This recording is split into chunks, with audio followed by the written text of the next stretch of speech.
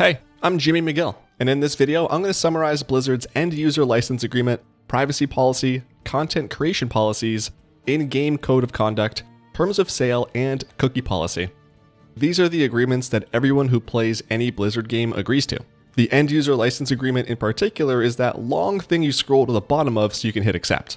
I actually enjoy reading this stuff and understanding what it is that I'm agreeing to when I hit accept, and I want to make it easier for everyone to understand in case you were curious but didn't want to read through it all.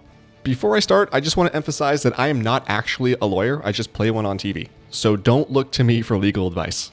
Also, I've linked all these agreements in the description box below, alongside my incredible social media links that you should check out.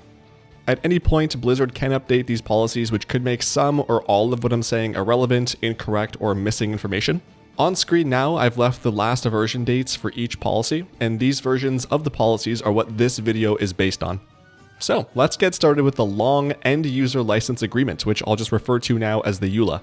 This has a bunch of info in it that essentially tells you all the rules and regulations you need to abide by if you're going to be using Blizzard's platform. It references all the other policies I mentioned earlier, so as needed, I'll pull info from those policies so that way I'm not just going line by line, and we can get through this with all the relevant info in one section of the video. Like I said, this EULA can be changed by Blizzard at any time, and when they do, the last version of it you accepted is no longer valid except for Section 2, which is in regards to Blizzard's ownership, Section 5 about warranties, Section 6 about the extent of Blizzard's liability, Section 7 about your potential financial responsibilities to Blizzard, Section 8 about your potential non-financial responsibilities to Blizzard, Section 11 regarding dispute resolution, and Section 12, which is just a general section. But don't worry, I'll be going over all of it so you know what those sections are. New agreements are not retroactive, which means that if you were doing something that the new EULA says is against the rules, you wouldn't be punished for it unless you now continue doing that thing after accepting the new agreement. If you choose not to accept this new agreement, you need to stop using Battle.net and playing their games immediately. Continuing to use either of these constitutes as your acceptance of the new EULA, meaning that you don't have to actually manually even accept it. There's an assumed acceptance, which is pretty scummy in writing. However, I'm pretty sure Blizzard does have a pop-up, at least in their games, for when a new EULA is printed. The EULA is effective upon the creation of your account and remains effective until your account is either deleted or until a new EULA is released. If neither of those things happen, this agreement is effective for as long as you use the platform or until you email Blizzard that you want to revoke your acceptance of the agreement and uninstall other products. The word email here is weird though because they link to their support site, which I assume means you need to actually create a ticket for this. If and when your revocation is accepted, the only part of the EULA that you remain indentured to is Section 11 regarding dispute resolutions. If at any point a portion of this EULA is deemed unenforceable, only that specific portion will be void. All other parts of the agreement will continue to be enforced. This agreement takes precedence over any other agreement you had with Blizzard, so it sounds like if you had some sort of sponsorship with them, you need to sign off on a new sponsorship whenever a new EULA is posted. Throughout the EULA, the term platform is used, which Blizzard uses as a blanket term that includes the Battle.net app, the Battle.net gaming service, all their games, and mobile apps. So, the first section of the EULA actually covers using the platform. To start, you need to be a real person who hasn't previously been banned to create an account. So businesses, for example, cannot create an account. You also need to be a legal adult in your country, and if you're not, this agreement needs to be reviewed and agreed upon with your parent or legal guardian. Parents and legal guardians who agree to this on behalf of their kids are also bound by this same agreement. You agree that you are responsible for what happens on the account and platform, whether you know about it or not. However, the word child does have a cutoff because anyone under the age of 13 is not allowed to enter into this agreement with Blizzard, meaning they can't create an account or play any Blizzard games, even if a parent or legal guardian approves. In addition to that, you can't be subject to US sanctions or export restrictions and should have no reason that would prevent you from legally using the platform. You can't live in or ordinarily reside in a country or region that's subject to near comprehensive US sanctions or embargo, unless use of the platform in that country or region is authorized by US law. And finally, you can't have association with a government or political party subject to US sanctions or embargo. People more smarter than me can hopefully explain what I just said because I have no idea. For eligible users, the creation of your account will need to include personal info such as your name, address, phone number, and email. Your account password can't be your real name, and you're not allowed to share your account with anyone, which, to my understanding, includes parents and kids under 18. Your account is your responsibility, and any actions, including unauthorized purchases, are not Blizzard's concern. You can open a ticket if your account gets hacked, but you need access to your account to do that, which is kind of dumb. When you've created your account and you start using it, it's important to know that you don't own anything. Blizzard is granting you a non-transferable license to use their platform and play their games on any computer you control for any non-commercial purpose unless you're a content creator, which I'll talk about a little bit later. But paying for a game does not mean that you own it, nor does it mean you're entitled to actually play it. For games specifically, you are allowed to transfer some of your rights to that game, but this is exclusive to physical content. For example, if you were to sell your copy of StarCraft 2 to someone else, that other person would need to agree to this EULA and would need to be given the game with its original packaging and manuals. I'm not sure how the CD keys would work though. I don't know of any way to disassociate a key from your account for that person to use, so this may be completely pointless nowadays. But in that case, maybe you just want to get rid of everything and you want to give that person your account too. Well, you can't. Blizzard doesn't recognize the purchase, sale, gift, or trade of any account. If Blizzard were to find out that you were on either end of that kind of transaction, you'd likely be banned. Once your account is set up, in addition to following the EULA as a whole, there are some specific things that Blizzard calls out as being against the rules. You can't do anything that's derivative of their platform. You can't host, provide, or develop matchmaking services. You can't use anything that data mines info from the platform.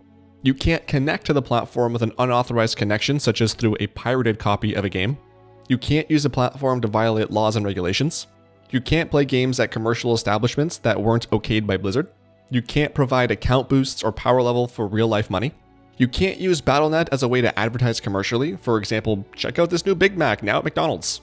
You can't organize, promote, or participate in betting on any Blizzard games. You can't do anything esports related without first getting Blizzard's consent.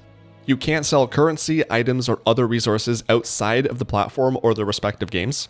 You can't create, use, advertise, or distribute cheats, which they define in further detail, but include things like hardware and/or software that influences gameplay, exploiting in-game bugs, botting, or using any other code that is unauthorized by Blizzard that can change or facilitate gameplay or other functions. You can't create, use, sell, or buy items that are duped in-game, and you can't engage in conduct that is intended to be disruptive or diminish the game experience, such as DDoS attacks, harassment, griefing, abusive behavior or chat, or anything else that may violate the code of conduct, which I'll talk about in just a sec. In addition to those, Blizzard can impose limits on features or restrict your platform, game, or account access at any time without notifying you first. One example of this could be getting a chat ban. Another example could be something like, for example, if the friends list feature is not working, they might remove that from everybody so they can fix it. For minor violations, Blizzard may provide you with a warning or a suspension rather than a full-on ban. One thing to note is that even if Blizzard doesn't enforce something outlined in the EULA, that doesn't mean it's still not something that you need to do or won't be punished for if they decide to look into it.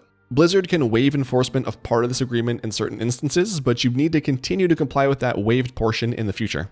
So for example, if there's been a long-running exploit in WoW, just because Blizzard hasn't banned anyone for doing it or done anything about it, doesn't mean that it's okay to do that exploit. So right now I'm going to jump into the in-game code of conduct really quick, which I'll refer to as the COC moving forward. This talks about the way that Blizzard expects players to behave while they're using the platform and playing their games. There's nothing out of the ordinary here, but let's be verbose and go through it anyway. The COC reiterates in a bit more detail much of what I was just talking about. It says that you shouldn't be using hate speech, discriminatory language, language that is obscene or disruptive, threatening, or harassing. The COC also says that cheating, scamming, account sharing, and win trading are explicitly not allowed. It also says that any behavior that detracts from others' enjoyment is also unacceptable, like griefing, throwing, or feeding. One thing that the COC talks about that I haven't mentioned is naming. Any name that you have the ability to customize, whether it's related to your account or in-game, including guild names, cannot be offensive or inappropriate. If you find a player is violating any of these policies, Blizzard recommends that you report them. They also remind everyone that falsely reporting other players is unacceptable and will result in account penalties. Blizzard reserves the right to restrict accounts as much as necessary. Going back to the EULA now, Blizzard states that they can change, stop, or discontinue anything at any time. For example, they can remove items from a game or nerf items for balancing reasons.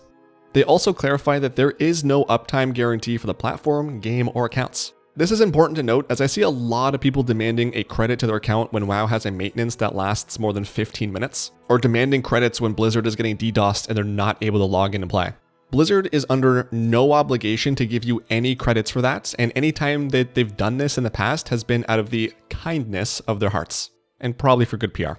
Game availability may change in a major way, like for example most recently in China when WoW just wasn't there for a bit. Also, Blizzard waives their liability for any delays or failures to perform that are a result of things outside of their control, like natural disasters, cyber attacks, war, or others. In addition to playing the final version of Blizzard games, some of you may get the opportunity to beta test them as well. And there's a few things that you need to know about being a beta tester, but also some things that may explain why you're not getting invited to them. Before you enable beta invites on your account, you allow Blizzard to grab hardware and software info from your computer, which they use to decide when your system is eligible.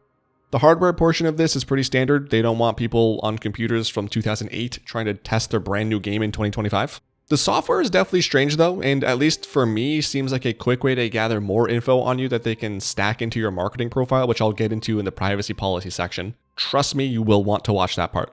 For beta tests, Blizzard must invite you to participate, which means that, for example, you can't use your friend's account or your brother's account to play the beta. Your account needs to be in good standing, so if you've been banned recently and are wondering why you never get beta invites, that'll be why. And if the beta is for an expansion, your account needs to have every version of the game prior to this expansion. Once you're in the beta, there's a few things to know as well. If the beta test is confidential, Blizzard will tell you this. While you're participating in a confidential beta test, you can't talk to anyone who is not also participating in the beta test about anything in the beta test. You can't even acknowledge that it exists. You can't sell, transfer, or otherwise exploit your beta access for profit. Most betas will include a crash tool that lets you quickly send info to Blizzard when the game has crashed. If you use that feature, it collects system-related data related to the crash, but we don't know what exactly that entails. In addition to all that, Blizzard may transfer files onto your system that collect info about your processor, memory, operating system, video card, and sound card if you have one. This is in addition to the hardware scan you did before getting into the test. Blizzard can delete any info such as your existing characters in the beta at any time for any reason. And finally, Blizzard can also stop the beta at any time, and when they do so, you must purge any email you got from them about the beta. They may even ask you to purge the systems it was installed onto. So now you're playing the beta version of a game, or maybe you're playing the live version of a game, and you have some interest in making content about that thing that you're playing. If that's the case, Blizzard has a few different policies that define how to properly make your content without getting in trouble. First and foremost, it goes without saying, but I will say it anyway, Blizzard owns their stuff. They own the rights, the trademarks, the intellectual property, all the legal stuff. They own it, and they can do whatever they want with it, whenever they want. Unless Blizzard has told you, the person watching this video, otherwise. You do not own anything that they have created. Blizzard owns all recordings, game replays, and reenactments of in-game stuff too. However, you are allowed to use their property in certain ways. If you upload content to Blizzard's platform, say for example a picture you created to their forum, or a mod you created for a game that allows it, Blizzard owns it. You have no claim to ownership of that. Blizzard, again, can do whatever they want with it, whenever they want, without your permission, including monetizing it and giving you $0 and no credit for it, or just straight up deleting it. The content you upload to their platform needs to not infringe on any copyrights, trademarks, IPs, or whatever for other companies. It also can't be unlawful, defamatory, obscene, invasive of privacy, abusive, or just in general objectionable or inappropriate. But what if you make custom games based off Blizzard's IP and you upload that somewhere else, not just only on Blizzard's platform? Well, you're allowed to do that too, with some guidelines. Firstly, the game that you make needs to be made available for everyone. There can't be anything that's only available for certain users. The game needs to be free for everyone and cannot include features that support spending real-life money on your game. You can, however, request donations for your game, but those also come with restrictions. Donors cannot get any in-game advantages. They can't get access to a different version of the game. They can't get early access, and early access is not even allowed. If your game has a section for credits, you can only have people in there, not companies, for example. And finally, if Blizzard tells you to stop asking for or accepting donations for any reason, you must stop doing so immediately. And how about those of us that like to make videos about Blizzard's games, like me? Blizzard has a video content policy, but it's either very outdated or most of the big content creators that exist are breaking the rules and can be banned. This policy includes an email address that you can reach out to with questions, which I did multiple times looking for clarification while I was working on this video, but I never heard back from anyone, so as far as I know, this policy is to be followed as it's written, which again is pretty outdated. The policy states that you can post your content anywhere as long as anyone can watch it for free, and you don't make any money off of it. More on that in a bit though. They add that some services offer premium viewing, such as YouTube Premium, I imagine, and it's okay to post your videos there as well, as long as those sites have a free option for people to watch your video. So what that means is that any YouTuber that is posting member-only content on their channel, or Patreon-only videos that include Blizzard content, is potentially in a lot of trouble because you can't do that according to this policy. The content that you make should at least meet the requirements to be rated T for teen. And if you wanted to make content for educational purposes, such as for a school project or your master's thesis, you're allowed to do that as well. Your video just needs to still abide by this video policy. If you wanted to submit your video to a film competition or festival, or if there was an opportunity for your video to be shown on TV, you would need to send an email to Blizzard to the same email address that I never heard a response from, and ask them to provide you with a content use license. This license would grant you permission to do that only for the explicit reason that you originally requested the license. So you can't use the same license for 2 different film festivals, for example. For websites, festivals, or broadcasters running video contests that could reward you for your content, the reward for the content, whether it's money or prizes, cannot exceed $500 US. Now, I said earlier that you can't make money off your video content, but there is an exception to that rule. The video policy states that if you participate in partner programs with YouTube, Justin TV, Blip TV, Owned TV, or Ustream TV, then you can make money off your content. Notice that only 2 of those services still even exist. I know Justin TV turned into Twitch, but Twitch is not Justin TV. So, as far as this policy goes, you cannot make any money on the following platforms: Twitch, Kick, Patreon, Instagram, Facebook, TikTok, Snapchat, X, Threads, and Blue Sky. And those are just platforms that I can think of off the top of my head.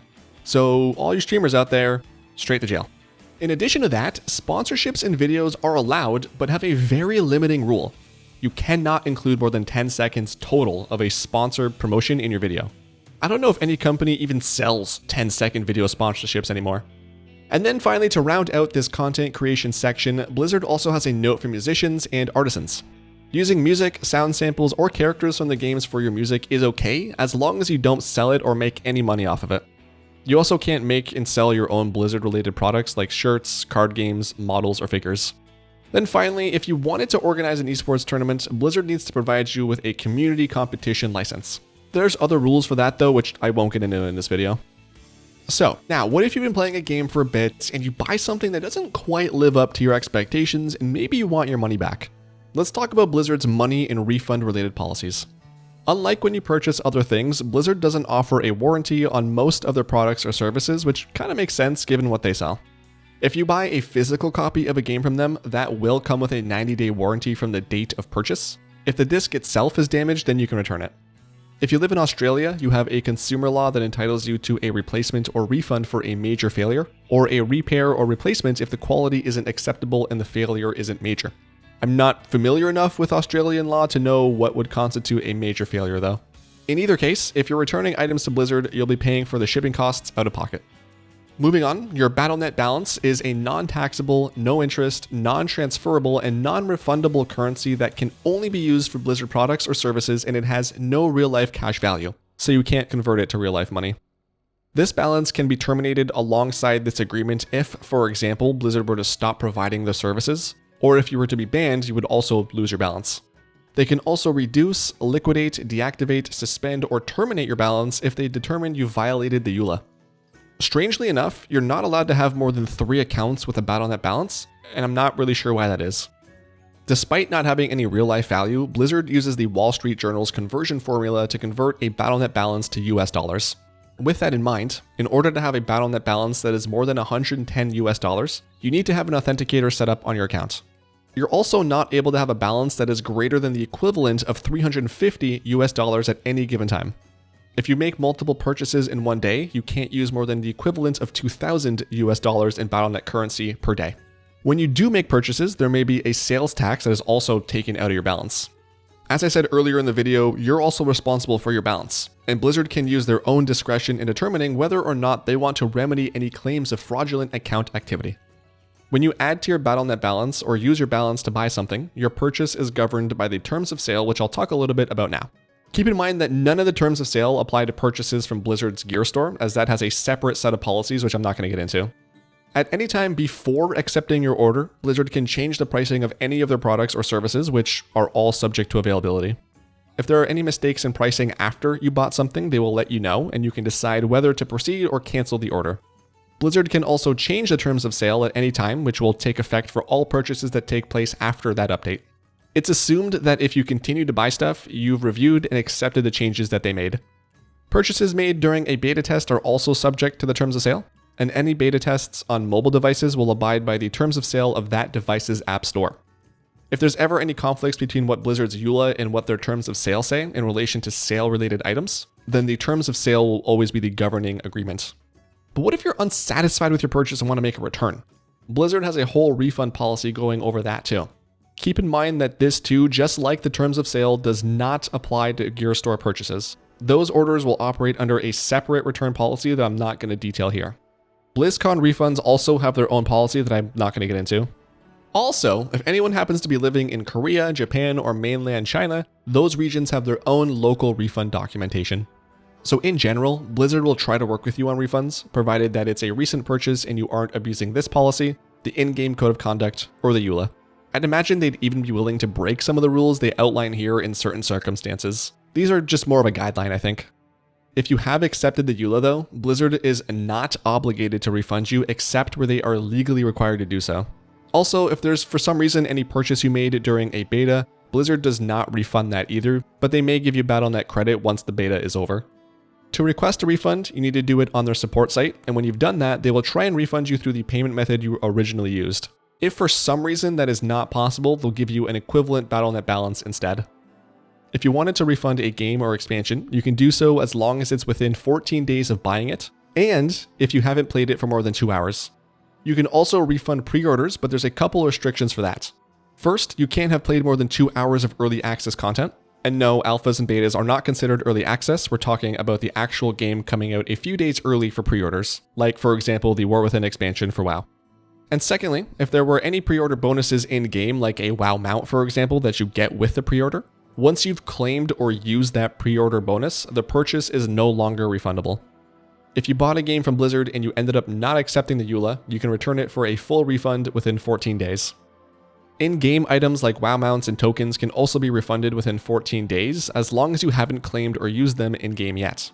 For WoW tokens specifically, once you list them on the auction house, they become non-refundable. Hearthstone products are generally non-refundable, and if you open or claim one item out of a bundle, for example a bundle of WoW mounts, then the entire bundle becomes non-refundable. You can also return your Battle.net balance and other purchased currencies like Hearthstone runestones, Overwatch League tokens, or Diablo 4 Platinum, as long as it's within 14 days of purchasing and you haven't spent any of that currency yet. Any monthly subs like WoW are charged automatically until you either cancel it yourself or if you've been banned for more than 15 days. If you wanted to refund a subscription, you can do so within 14 days as long as it's not yet been used. Also, if your account gets suspended or permanently banned, you are not entitled to a refund.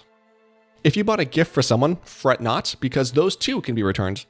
Unclaimed gifts can be refunded within 14 days if requested by the gift giver, and claimed gifts can only be refunded if initiated by the gift receiver. In either case, the gift giver will of course be the one getting their money back if eligible. Two things that Blizzard cannot help you with are in-game purchases with the virtual currency and third-party purchases. If, for example, you bought an item in WoW off the auction house by mistake, Blizzard is very unlikely to refund you for that. And if you bought something at a retail store or off Amazon, Blizzard also can't refund you. You'd have to go through the original point of sale for a refund. Now that we've covered a lot of how the platform is used, what is expected of you, and how Blizzard governs the usage of their platform, we need to talk about the privacy policy, which for me is probably one of the most important sections of any EULA. Your information is some of the most valuable information on Earth. You are a $sign for companies, and the more that you allow them to know about you, the better they can tailor the internet to you in hopes of getting you to spend money.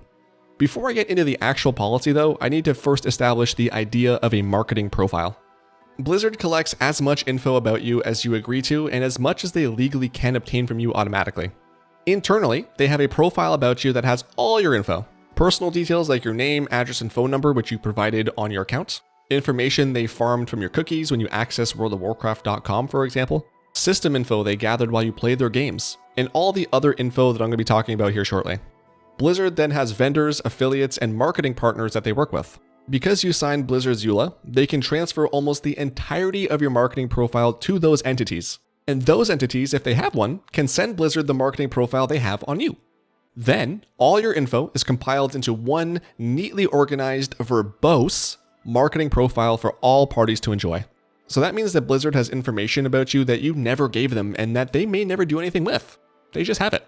For example, Blizzard knows your dietary restrictions and food allergies for some reason. The personal info you provide to Blizzard can be transferred, stored, and processed anywhere that Blizzard has facilities or business operations, not just in the country you live in. And just in case there's someone who hears me talking about this marketing profile and thinks that I'm some sort of conspiracy theorist, no. There is very clear wording in the privacy policy itself that very professionally says everything that I've just said. Today, if you're on the internet, your information is out there and there is nothing you can do about that. However, you can make wiser choices on what info you're sharing and with whom. Just as an aside, remember that there is no reason that like Toys R Us needs your personal email so you can sign up for a discount. Please stop happily handing over your data to corporations to abuse. The innocent worker at checkout may claim that providing your phone number is just needed to set up an account and that it's not used for anything else because that's what they've been told. They won't use your phone number for anything else, but the company will. That's all I want to say. One other thing that is important to note before I get into it is that the privacy policy is laid out in a very specific way. There's a whole section for people who live in California because California has some pretty nice privacy requirements for corporations, including them being more open about what info they collect and with whom it's shared. A lot of people will see that and skip over it because they don't live in California, so therefore it doesn't apply to them. I need to stress that the info in that section absolutely applies to every single person who has accepted the EULA. There is no reason for Blizzard to not collect the same info from people outside of California and share it in the exact same way. They're just not legally obligated to tell you about it unless you live in California. So as I go through the privacy policy and reference things, on screen I'll put the flag of California next to stuff that comes specifically from that section. But again, just because you don't live there doesn't mean it doesn't apply to you. Also, just really quick, be sure to go through the privacy and communication settings on your account to make sure everything is set up to your liking. So, the privacy policy. By using Blizzard's website or services, you agree to this policy, and if you don't agree, stop using them. Though changes can be made at any time, only the larger ones will have some sort of announcement either on Blizzard's website or on the policy page. Blizzard is ESRB privacy certified, which means that they need to abide by specific standards in order to remain certified. ESRB does regular reviews and random spot checks to be sure certified partners are still good, and if you're familiar with ISO certifications, it's kind of like that. One of the most basic questions most people will have is what personal info of mine is being collected? That's a great question, and the answer is yes. Personal information, which I'll refer to as PI moving forward, may include your name, home address, phone number, email, age, date of birth, gender, credit card information, IP address, browser info, and information and identifiers about your mobile devices. Sometimes info like your name may be used for a testimonial that Blizzard will post on their website, but Blizzard would get your consent before publishing. If you interact with Blizzard on social media, know that they will access whatever PI has been made available by you on your profile and then add it to your marketing profile. This is likely an automated process and is likely how they are able to infer things about you such as your reputation, experience, influencer type, and your interests. If you create an account using another company's credentials, such as setting up your Battle.net account with your account from Gmail, Facebook, Apple, Xbox Live, PlayStation, Nintendo, or Steam, the following info may be collected from those platforms. First and last name and other info made publicly available by you. Not sure what exactly the extent of other is, but the pessimist in me thinks it's everything. Your friends list can be collected, the email associated with that account, your entire live profile, including your profile picture and other data like your gamertag and gameplay data. Similar data is also exchanged when you link your Blizzard account to other companies, such as when you link your Battle.net account to your Twitch account. When you use any of those other services, you're also agreeing to their legal agreements. Blizzard isn't responsible for the privacy practices of those companies. The sharing that they do may lead to you getting marketing communications from that other company without ever having actually signed up for those communications.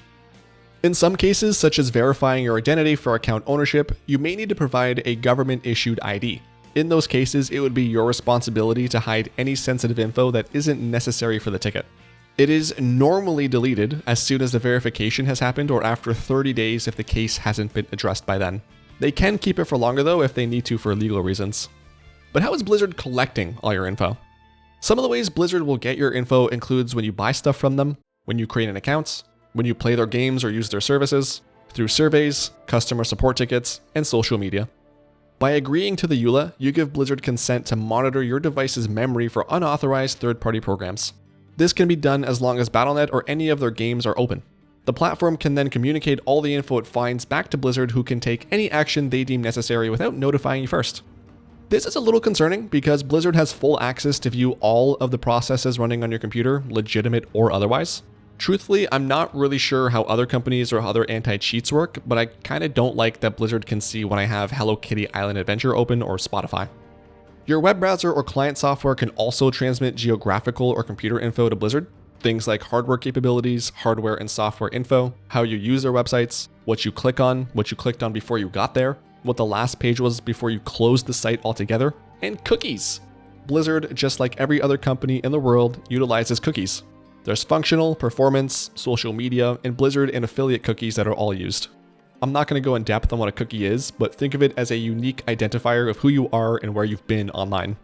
You can opt out of everything except required cookies on Blizzard's site, but just remember that those settings will not follow you between browsers, devices, or cookie clears. Blizzard acknowledges that in states where they are legally required, if you have any sort of browser plugin that opts out of specific cookies, they will honor that request, but only in the states that they have to. Cookies are not the only thing that Blizzard, their affiliated companies, or their long list of partners use to track you though. They can use beacons, tags, scripts, or other tech on their websites to analyze trends, track your movements around the site, and tailor content and ads to you so they can hopefully get you to spend money. In HTML-based emails, they can use ClearGIFs, which is basically a tracking pixel that tells Blizzard whether or not you open the email, which they use to see how effective these emails are in general, but also how effective they are on you. Before reading the privacy policy, I had never even heard of a ClearGIF before, and it is just crazy to me the level of tracking that goes on these days. But in addition to keeping the platform fun and safe, what else does Blizzard do with your info?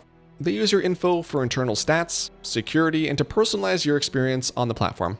You might see info about a sale on Battle.net that your friend doesn't because Blizzard knows it's more interesting to you than your friend. Your info can also be used to conduct research and for recruitment purposes in the US. With your info, they also reach out to you with different communications. They might reach out to you about offers such as sales, which you can opt out of hearing about, service-related announcements like outages or account security concerns, game-related announcements like when there's a new patch, for customer service, and for Recruit a Friend emails. With Recruit a Friend, e-cards, or the share wishlist feature, Blizzard will send to whomever you tell them to and won't store that email, but they will track whether or not Recruit a Friend was successful. You're tracked so Blizzard can understand how products and services are being used and look at purchasing trends and the effectiveness of their marketing. If Blizzard ever needs to tell you about your account or the platform, they'll send you a notification, typically by email. If you gave them your phone number, they may also send you a text. What this means is that they will never call you, WhatsApp you, DM you on social media, or contact you in any other way that is not an email or a text. Blizzard can advertise to you on their platform, and to do this, they and their third-party advertisers can collect standard info from your connection. The advertisement section doesn't specifically say what, but I'd imagine it would include system info like your IP, internet provider, location, operating system, and language preferences. Global Play is a feature we're all familiar with, which is where you can play with other players in other regions of the world. If you agree to participate in this, you're allowing Blizzard to transfer your data to their servers in each of the regions that you participate in. Keep in mind that different parts of the world have different laws and regulations regarding data privacy, so you may want to think twice and choose wisely before playing in regions that you don't know much about or where you don't agree with their privacy laws. The Real ID Friends feature is where your friends will show up as their actual first and last name rather than their battle tag, and this is something that you opt into when you add somebody with Real ID, and you opt out of it when you've removed all your Real ID friends. Keep in mind that if you have any friends like this on your list, they can view your friends list and see all of your Real ID friends by their first and last name. Which means likewise, if your friends have Real ID friends, those people can view your friends' friend list and see your first and last name. So before you go adding people that way, make sure you're comfortable with who you're adding with this system.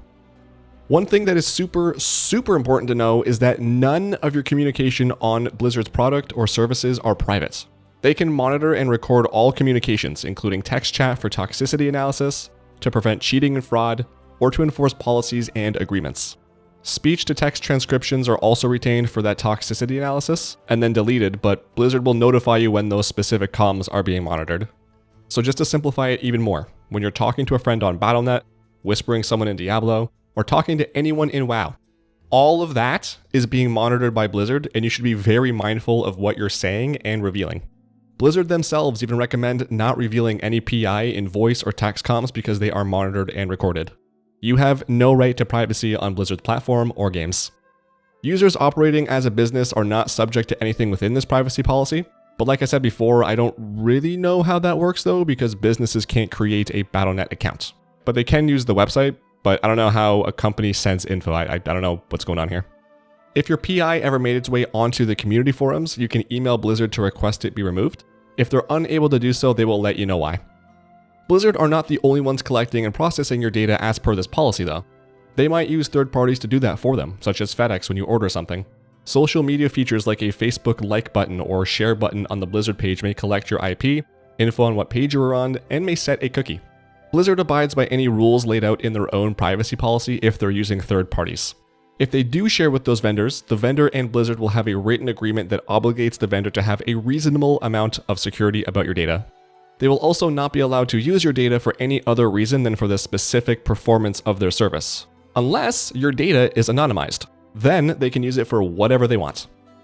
By default, you're opted in to allowing Blizzard to share your game data with their community of developers who create apps and websites for them. You can opt out of this in your account privacy settings, but if you do, at least for WoW, sites like Simple Armory, Xufu's Pet Guides, and Data for Azeroth won't have the ability to pull info on your characters. Blizzard can also share any info they have on you if required by law, so for example for a subpoena. The same would go if they're bringing any legal action against you. What if there was a scenario where Blizzard sold off or got bought, or got into a new business venture with a third party? Well, if that third party is sold a line of business, they may share your PI with them. And in the event of a merger, acquisition, reorganization, bankruptcy, or other similar events, your PI may be transferred to the successor. Now, after all this, what options do you have about the collection, use, and distribution of your PI? For starters, some of the ad networks that Blizzard works with are members of the Networking Advertising Initiative and/or the Digital Advertising Alliance. Both of these have their own advertising opt-out pages where you can opt out of about 160 different companies' tailored ads, which I myself have done. You'll still get generic, non-targeted ads, but it does clean up your digital footprint a little bit. You can also update the privacy settings on your account to opt in and out of certain data collection and distributions, but not all of them. I highly recommend everyone do this and check up on any new settings that may have been added once or twice a year. Finally, you can just choose not to provide PI. But if you did that, Blizzard may not be able to provide you with services like your account, for example, if you don't give them an email. This whole thing is kind of useless because we can't just say, don't collect info about my device, but let me keep my account. Since anyone under the age of 13 can't have an account, Blizzard doesn't knowingly collect or store any PI about people that age or younger. They may, however, still grab technical info from them if they have been to the Battle.net website, for example. If parents or legal guardians think that Blizzard has collected their kid's PI or used their kid's PI for any purpose, you can request they delete it by emailing their privacy policy administrator. If you have a disability that makes exercising any of your privacy rights difficult, you can email, call, or snail mail Blizzard to get help.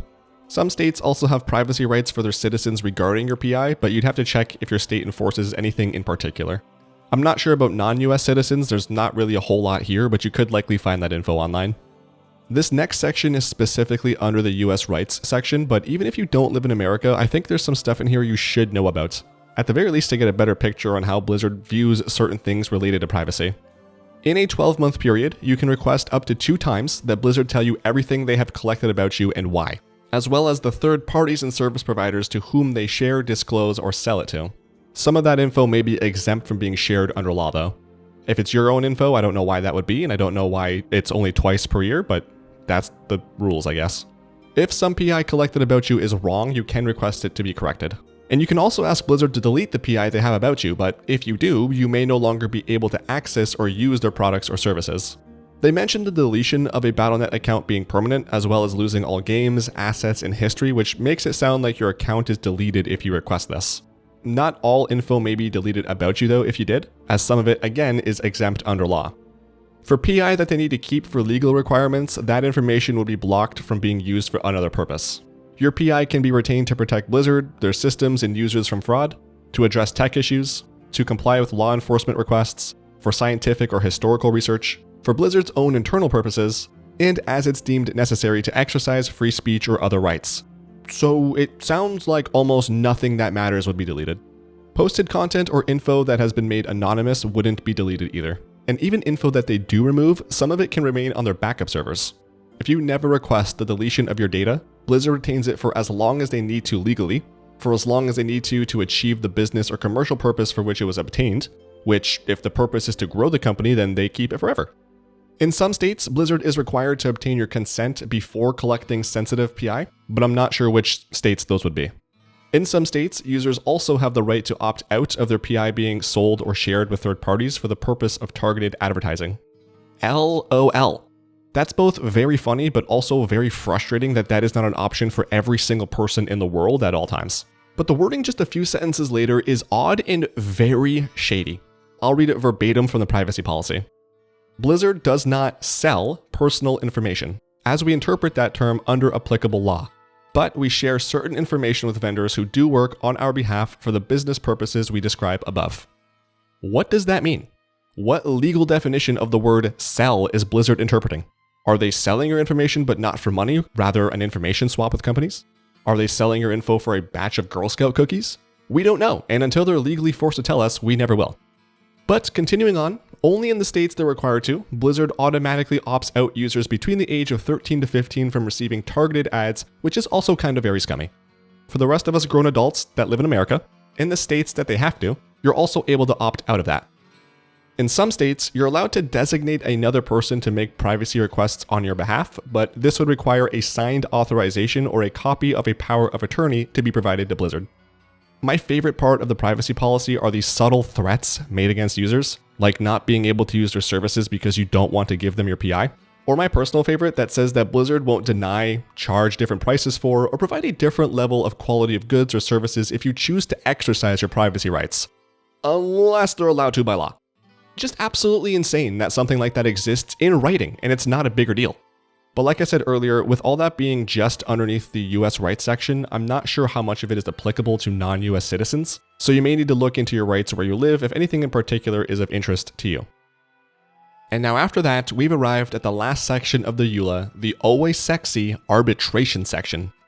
Blizzard, its parent company Microsoft, subsidiaries, licensors, and affiliates deem themselves not liable for any loss or damage that would come from using or your inability to use the platform or your account. I'm not really sure what an example of damages could be though, so truthfully I'm a little foggy on what this means. However, in the case where Blizzard is actually liable for damages of some kind, the dollar amount they're liable for cannot exceed the total amount you've given them in the last 6 months prior to your claim. So my understanding is that if you've paid $15 per month for a WoW sub and bought a $60 game in the last 6 months, they can't be liable for more than $150. However, if that clause is illegal where you live, the EULA states that they will only be liable for as much as is legally required of them. Arbitration and dispute resolution is section 11 of the EULA and is all about your rights when it comes to dispute with Blizzard. The term dispute is wide-ranging and covers all aspects of the platform and all agreements and the content within them. The only thing not up for dispute is Blizzard's intellectual property, so disputes about ownership of the Warcraft franchise, for example, you can't do. Section 11 of the agreement and any other parts of the EULA that may relate to arbitration are enforced up until they conflict with the American Arbitration Association's consumer arbitration rules. If there are conflicts, the AAA's rules override the rules in the EULA. The introduction of an updated EULA cannot be used by you nor Blizzard to alter the process for resolving a dispute. And also, if any part of Section 11 is deemed to be unenforceable, whatever is still enforceable will be so. All disputes will be governed under the laws of the United States of America and the laws of the state of Delaware. For Americans, you can't sue Blizzard to take them to court. You have to try for 60 days to resolve your issues informally. If you can't, you'll utilize the AAA to get a neutral arbitrator to make the final decision on the matter outside of courts. Also for Americans, to the full extent that Blizzard can get away with legally, you can't raise a class action lawsuit against them, nor class-wide arbitrations, private attorney general actions, requests for public injunctions, or any other proceeding or request for relief where someone acts in a representative capacity for multiple people. I don't know how this works for people outside of the states. I would think that this just doesn't apply, but there may be specific laws and practices around this where you live.